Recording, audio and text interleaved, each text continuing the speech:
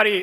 First I want to preface by saying I have been dealing with a hoarse voice, so I should be able to get through 20 minutes. My wife hasn't let me talk for about a week, so we should be good. And hopefully the microphone helps. As was said, I'm with Galveston Bay Foundation. We are located, for those of you who don't know, down in Houston, a large bay system. Galveston Bay Foundation, our overall goal is to preserve and enhance Galveston Bay for generations to come. And we do that through lots of methods in and around focused on things like advocacy, education, we do research, and a large portion of our work is conservation-oriented work.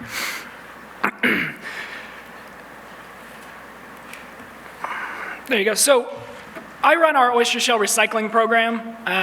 We started that program in 2011. But a big reason we want to focus on oyster shell recycling and oyster restoration is because of the importance of oysters in Galveston Bay and for our local ecosystems. Oysters themselves will provide a large number of benefits, both economically and ecologically. We have a huge oyster industry in Texas and in Galveston Bay. Galveston Bay is the largest provider of oysters in Texas, along the Texas coast, and it brings in a lot of money for our local economy. But the reefs themselves provide habitat. They do provide habitat for nursery grounds for all of our fish and shrimp and crabs that we like to fish both commercially and recreationally. The reefs provide storm mitigation, they provide shoreline protection, and the oysters themselves also provide foraging for other animals, birds, crabs, stingrays, and things of that nature. Oysters are also great for our water quality. When you get a single adult oyster, they can filter about 50 gallons of water a day. So when we talk about the millions of oysters in Galveston Bay and getting millions more in Galveston Bay, it's really good for the overall water quality of our system. And like I said, the fishing industry is big, and that's kind of where we start with our Oyster Shell Recycling Program. One key fact about oyster reefs is it's the most endangered marine ecosystem in the world. Oyster reefs aren't quite as sexy as coral reefs. They don't give that, global need, but oyster reefs have been decimated to a larger extent than even the more notable coral reefs throughout the world. We're fortunate along the Gulf Coast, and even more so in Texas, that we haven't been decimated to quite the 85% rate that globally it has. Texas is still fortunate. We still do have a lot of wild oysters, but we have lost historically about 50% of our reefs. And that's kind of where Galveston Bay Foundation got involved with oyster shell recycling. It really stems back from 2008. Hurricane Ike came and hit the Texas coast. That storm system brought so much sediment into the bay, and we literally covered up about 50% of our reefs in sediment.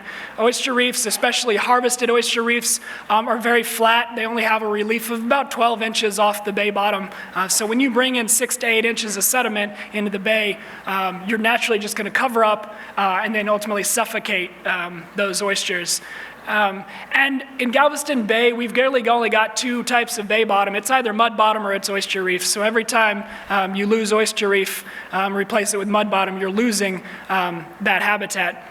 I like to explain the process because a lot of people don't understand that, yes, while the oyster is a live animal, it's an animal that we fish for, it's also habitat for the next oyster.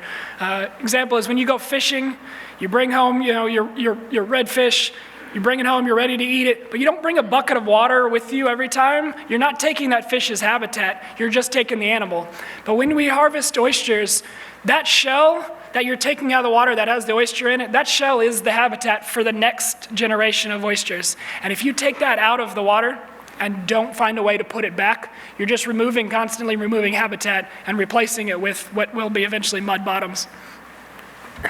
So that's when we started our recycling program. We started it in 2011. We started with a pilot program with one restaurant, and we've said we need to find ways to get this natural resource that is being sold to restaurants. Restaurants are serving it to customers, and then they're throwing it into the trash with all the rest of their trash, and it's going straight to the landfill. And if we're losing, tons and tons of oyster shell every week to the landfills, and it's not going back to the bay, we need to find a way to stop that. So over the years, we've kind of developed the program, evolved it, and our current system is what we think is working really well. And it's the best thing I can think about the program is we provide it to these restaurants currently free of charge. We provide them all the equipment. We provide the staff labor.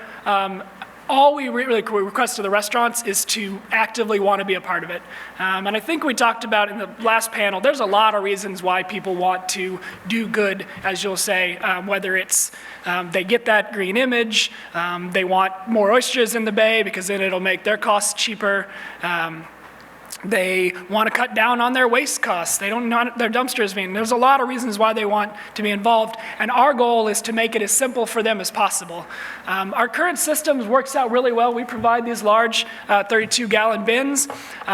Over the years, we've decided that having bins with wheels on it is a lot easier to carry 200 pounds of oyster shells than not. I did say, at first I promised I wouldn't say it, but I'm going to point her out. One of my colleagues is here. Shannon is the one who comes around and she collects these all by herself. We put up a system that we can really do this program with one staff member on the ground. 200 pounds of oyster shell in a bin. She can roll 20 of those bins onto our trailer all by herself. Doesn't require having multiple staff members, costing the program lots of money. It's gotten so productive that a lot of organizations around the country have reached out to us and say, how do you do this? We need to limit our staff time. And so the program works really well. It's really productive. Once we've collected those shells, the restaurants that come to our shells, we take them out to what we call our curing sites, because this is opportunity that we need to clean our shells, to cure them. We don't want to actively dump them straight from the restaurant right back into the bay. One, for a lot of reasons, but two, we want to make sure that our oyster shells are clean. There's no chance for invasive species coming in. If we're getting shells from, say, the Pacific coast, we don't want a concern of bringing back a different species. Bacteria that could be on the shell, they're left out behind the restaurant for a couple of days. And ultimately, I don't know about you, but I love a good oyster Rockefeller, but we don't really need to dump that cheese and grease and oil right back into the bay. So we have a couple sites around Galveston Bay that we use to clean the shells. This gives us the opportunity to work with partners. This current site you can see here is a property owned by the Port of Houston. They lease that to us at a rate of just $10 a year. It's a full 1.5 acre site that we're allowed to dump our shell. It gives us a chance to spread it out. We use tractors, front-end loaders, kind of spreads our shell out. We keep it out in the sun for about 6 months, and that gives a chance to be completely clean. Of course, Texas sun, we could probably leave it out for 6 days and we'd still be clean. But we do like to work with Parks and Wildlife, and they request at least 6 months. We'll discuss this later, but this is one of the big issues we do have is just size. Currently, we've collected just about 1,000 tons of shell over the course of the program. And at this site alone, it's 1.5 acres. We probably have about 350 tons of shell. It's not quite maxed out, but as the program grows, we do have to figure out, okay, what are opportunities? Where are places to store this shell? Because it has to be stored not just for the minimum of 6 months, but then up till each time we have a project, we have to find restoration sites to use that shell at. And so we store them here, and those sites can become limited as we see open lands like this are becoming more developed going forward.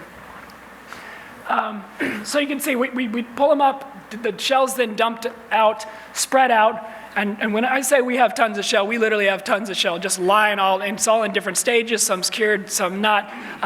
The sun, insects, things like that do get a chance to come pick those shells clean so that when we're ready to go. We have found that feral hogs, while are really detrimental in every other aspect of life, do contribute to oyster shell curing. We have a small population here, and they will lick those shells clean overnight. By the time the next day, they're done. So there is something to be said about that. there's probably a research project somewhere written about, the benefits of feral hogs, and I think that's the only one.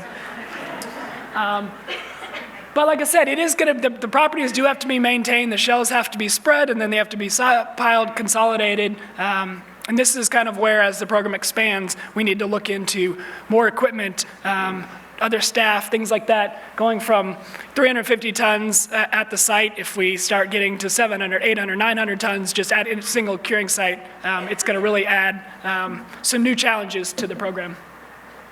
And then, of course, the next challenge is, fortunately, we have these sites, but the oyster shell doesn't need to stay on land. The goal is to get it in the water. We have to get it there. So working with companies to be able to truck and ship that shell to restoration sites throughout the bay is also important. Let's see. So we have the shell. The goal is we wanted to collect it, but ultimately we need to get it back into the bay. And Galveston Bay Foundation does that a few different ways. We do it on small scale and large scale. So first one, we do reef enhancement. And we start with a program we called Oyster Gardening. This is a personal favorite program of mine. It really gives us a chance to engage the community. And at the end of the day, that's kind of our whole goal. Galveston Bay Foundation, and I think statewide with restoration and conservation work, is really get people involved. So with this program, we work with people who live on the water. They've got bayfront homes. They have docks and piers.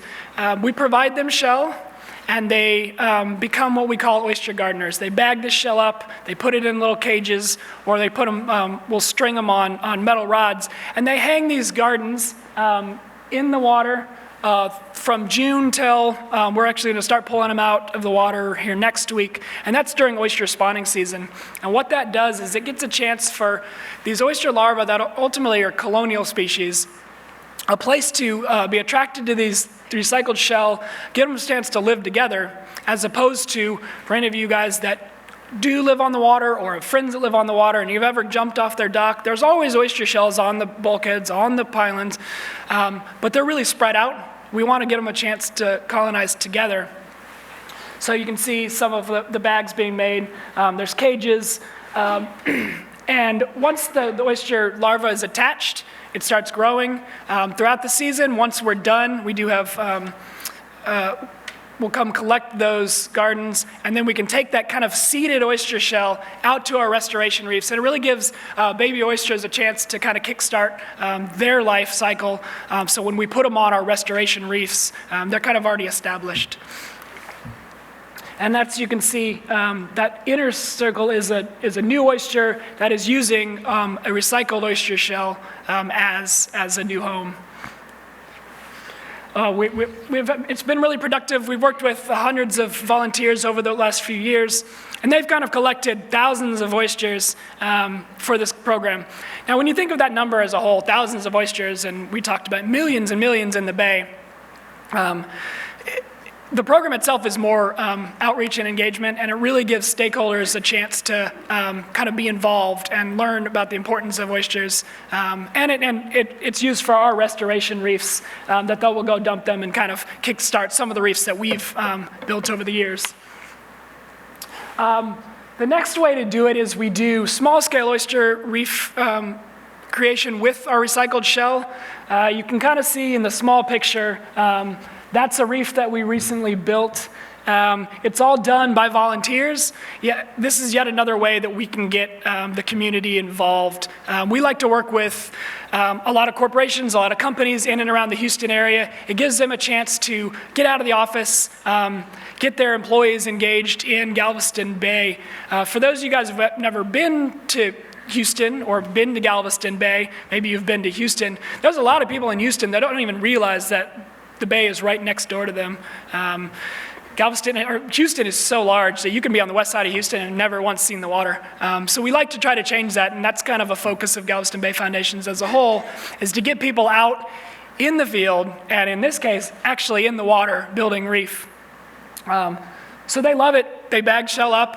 It's hard, hot, dirty work, and volunteers can't get enough of it, which is great. That's kind of our goal. We want them to, we want their work. We need the help of volunteers, but when they love it and they call us every year, want to come back, working with larger companies in Houston, we find new partnerships, new sponsors for the program, and when you can get the community involved at an individual level, it spreads the message of the Galveston Bay Foundation and our oyster restoration work. We also, you can see just lots of different maids, and they're in there literally on their hands and knees building Oyster Reef, and they can't get enough of it, which is great. It means less work for us. We work with schools as well, so our education department will work with us. So kids as young as 7, we've had out building reef and kind of learning the importance of that. And that's the ultimate goal. You can see growing out of these bagged shell, all that shell that's outside of that sack is new oyster growth. And that's kind of the goal of our program, is using that shell as a base for new oysters to thrive throughout the bay. But we do large-scale projects, one with our recycled shell. I mentioned we have done about 1,000 tons of oyster shell over the course of the program. About half of that has gone back in the bay already. And another probably 30 to 40% of that is earmarked for future programs and projects. This project here was done last fall. We put 200 tons of shell in the water in the span of about 3-4 hours one day. So it took us about 1.5 years to collect that shell, and it went back in the water in a morning. But that's kind of what we're going. This was a project we did, a subtidal reef. So it was such a large scale. We worked with companies to come build this. They built some reef mounds throughout the bay, or in a project site, and that's another use for our shell. And so our goal is the more shell we can get, the larger projects we can work on. So going forward, we've got some goals for Houston. So while I say Galveston Bay Foundation is located in Houston, our office, while Houston address, it's not really Houston. Because the program's still small and still growing, we have such a small footprint on restaurants that we can reach to collect these shells. We currently work with about 7 restaurants. We've worked with 11 restaurants over the course of the program. Some come, some go. But we want to reach into what would be considered actual Houston, downtown Houston, where, for those of you guys have been, the restaurant industry in Houston's huge. We have restaurants reaching out to us constantly. Hey, I heard about your program. I want to get involved. I love what you're doing. What do we need to do to make that happen? And at the end of the day, the answer comes down to money.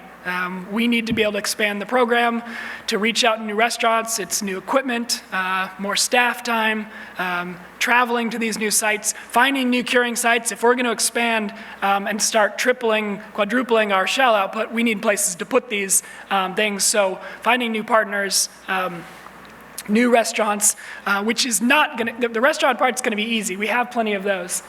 We just need to bring all the other infrastructure into Houston. And our goal is, starting next year, we've got some of that established, and we're going to get a kind of a trial run going. Another way to kind of expand the program is we're going to start doing the first annual Houston Oyster Festival.